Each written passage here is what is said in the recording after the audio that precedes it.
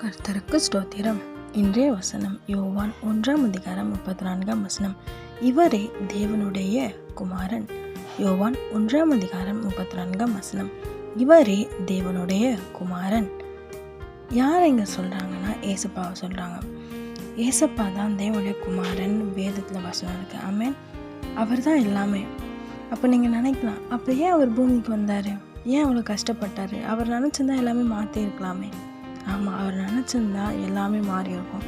ஆனால் அவர் ஏன் தெரியுமா அவ்வளோ கஷ்டப்பட்டார்? உங்களுக்காகவும் எனக்காகவும் அவ்வளோ பாடுகளை சகித்தார், அவ்வளோ வேதனைகளை சகித்தார். ஏன்னா பாவத்தின் சம்பளம் மரணம்னு வேதத்தில் வசனம் இருக்குது. அந்த மரணத்துக்கிட்டேருந்து நம்மளை காப்பாற்ற, ஆமென், அந்த பாவத்திலேருந்து நம்மளை விடுதலையாக்க அவர் அவ்வளோ காயங்களை ஏற்றுக்கொண்டார். நம்மளோட பலவீனங்கள்லேருந்து நம்மளை விடுதலையாக்க, சாபத்துலேருந்து, நோயிலேருந்து, எல்லா விதமான பொல்லாத காரியத்துலேருந்து நம்மளை விடுதலையாக்க ஏசப்பா அவ்வளோ பாடுகளை சகித்து கொண்டார். இன்றைக்கும் நீங்கள் ஏதோ ஒரு பாடையில் ஒரு கஷ்டத்தில் மாட்டிக்கொண்டு இருக்கிறீங்களா? இன்றைக்கி ஏசப்பா உங்கள் இருதயத்தில் ஏற்றுக்கொள்ளுங்க. அவர் ரத்தத்தினால கழுவப்படுங்க.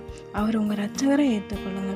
நிச்சயமாக உங்களை எல்லா விதமான ஆபத்துக்கும் நீங்களாக்கி, எல்லா விதமான பொல்லாத சாத்தான் கிரியைகளுக்கும் உங்களை காப்பாற்றி நடத்துவார். ஆமென்.